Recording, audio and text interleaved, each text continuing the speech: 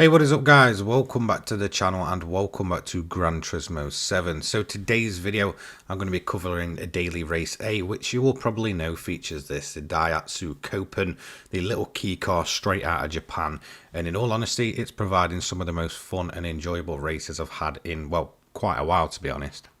So part of me absolutely loves this car and part of me absolutely hates it. It's very, very slow. It kind of looks sporty but absolutely hideous at the same time and reminds me of the car straight out of Monsters Inc. But that doesn't mean that it can't provide some fun racing. So we're going to head over to Lake Maggiore on the East End circuit. It's one that we should be probably quite used to at this point. It does appear quite a lot. And we're obviously going to be having a one-make race with BOP on. So this was the first race that I did. We didn't get the best qualifying time, but it was enough for P4. So let's see how we got on. So straight off the start, we've not got the best qualifying position, but the main thing I want to do is just hold my place, really. And that's exactly what we're going to do. We're going to get a fair enough start. It's not going to be enough to kind of jump someone off of the start, but it's not going to be enough to begin to fall back straight away. And we're basically going to stay in our lead pack until about, 20 seconds into the race where it all goes completely wrong. Someone getting the braking line wrong, giving us a nice bump, and then it kind of just starts a bit of a chain reaction. So this is going to put us wide onto the grass, and in all honesty, with a car this slow, momentum is absolutely everything, and this is basically going to cause us to get swallowed up in the pack. As you can see, we've got the Russian going around us, we've got the Belgian on the inside, rookie there. He's then going to get a decent line and get himself up another position, so yeah, not too bad for him. However, he's going to begin to play bumper cars a little bit later on, as he also begins to ghost as well. So yeah, as you can see, we've just fell back 3 positions. So at this point I'm yeah, a little bit frustrated, but it kind of just is what it is. With no DR and SR rating in daily race A, in all honesty, people just don't care too much. So we're going to get a fair enough run up the hill. As you can see, Rookie's going to begin to fall back and just start bouncing off everybody. And then we're going to make a fairly rookie mistake here. Just trying to get it into the left-hander and just completely not judging where the other car was. You do kind of expect him to turn in early and run the curb, and he didn't. And then again, we're just going to get swallowed by the pack as Smelly decides to play bumper cars yet again. Straight through the middle. We are going to get an inside line there, take a little nudge off of Chewy, and we are going to begin to try and get a run up the hill.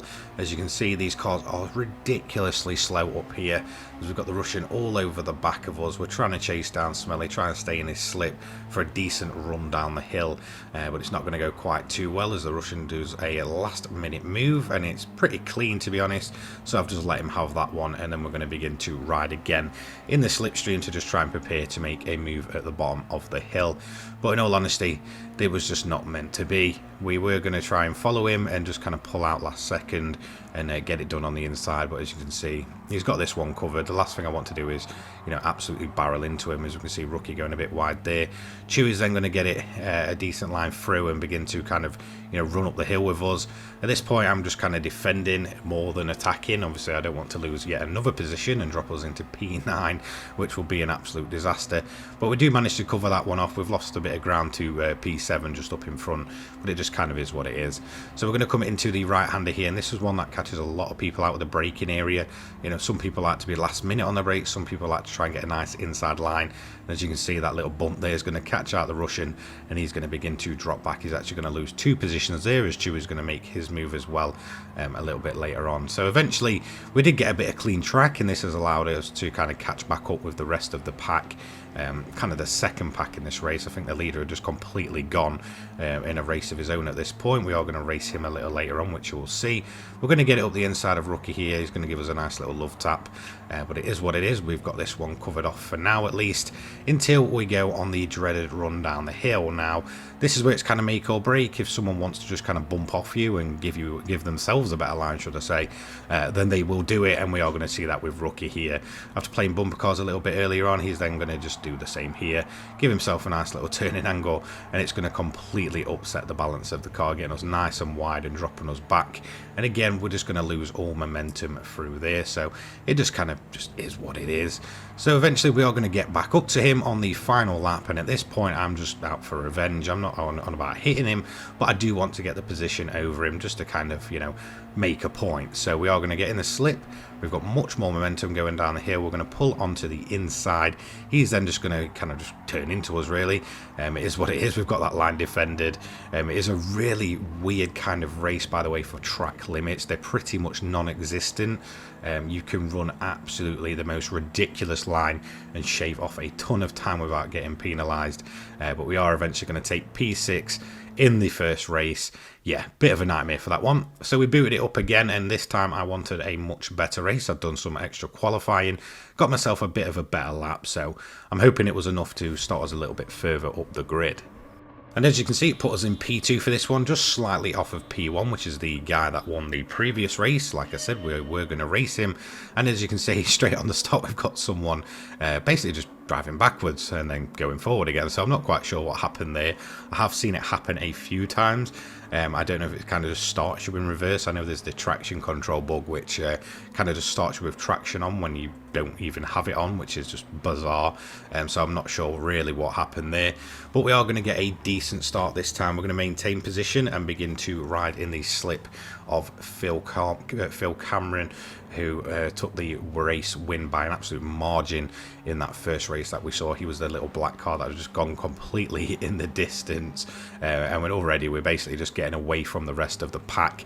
As you can see, these are the lines here. They're absolutely bizarre and make no sense how you're not going to catch penalties. I've seen people ride out pretty much onto the red entirely and still not get a track limits penalty, and it does allow you a very, very good run through there.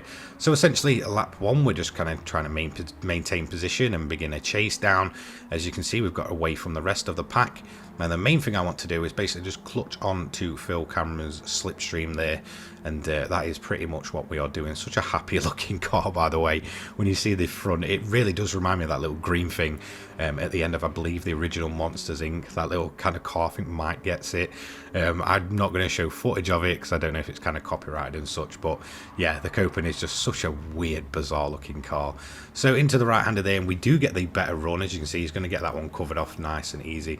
One thing I did notice, that even though these cars are slow, when you do get in a great little battle, it is fantastic to just kind of be a part of. The defending on this guy here is just absolutely fantastic. It was really kind of covering off his lines, and then you know, making sure that he was making it as hard as possible to ensure that I couldn't get the proper line through to make moves. So as you can see here, we're going to try and go to the outside. He's kept it on the inside. He knows realistically I can't really get a move done, but we're going to hope that it's going to cause him to basically just kind of fluff up his line and lose a lot of momentum up the hill. So we're going to try and get the switch back there, and as you can see, he's pretty much got that one covered off.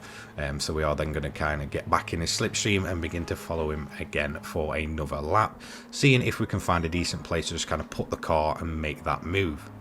So we're around about the midpoint of the race, and as you can see, that's where the track limits are, and it's absolutely bizarre. You can pretty much go two wheels off and not get penalised. There's a very specific spot where you will. We're going to get it nicely into the right hander once again and begin to get the run on him and ride in that slip up the hill. It just feels like it takes forever to get up that hill. As you can see, we're not as close this time, so there's no real place we can make that move, but we are going to go into the right hander and hopefully get a better run out. But I believe he did get a fairly decent run here. As you can see, taking all of the track limits if he needs to, as you just bounce over and kick the dust up. But we are in kind of the slipstream there, so we do have a higher top speed running down the hill, and I don't think there's going to be any way for us to realistically make a move at this point. We're not close enough, and he'd probably just kind of defend the inside and send us on the outside. We are going to almost get it up the inside there. As you can see, we go a little bit door to door, maybe a little bit too aggressive by me there, but it is what it is. And we do manage to get the move done up the hill. We did get a nice little inside line there. However, he's then got the inside for the left-hander, which is pretty much crucial for this one. It's going to cause me to run myself a little wide, as you can see. Again, a little bit of door banging, not too much, you know, still plenty of respect on the track. It was nothing kind of dirty about it. We are going to have to back out of that one, obviously. As we can see, we were already lapping one of the cars. I'm not really sure what happened to that car there. He was a lap down by lap 4. Just something I'm not expected to see, really. Was a car just kind of lingering at the back. There you go again, as he goes through shot there. So we're into the right-hander. Obviously, we've not managed to get that move done. That kind of inside line he covered off really did kind of cause me to lose a ton of momentum throughout the lap. As you can see, some of the other cars coming through there, and that car just completely off the line. I'm really not sure what happened, if he got took out or anything. We do manage to pretty much get on his bumper here, and it's going to be a case of trying to get the move done up the hill. So let's see how we get on. Both running a pretty wide line there, but I'm going to try and keep it on the inside. But again, all this is going to do is just allow him to have the inside line for that left-hander, which is really where all of your momentum for the lap starts, especially early on. If you lose momentum through there, it makes the right-hander up the hill a lot slower. It's just kind of all momentum based. We are going to get it on the inside though, and then we're going to get it on the kind of outside line for the turn in. All he's got to do is just kind of keep his car there, and he does.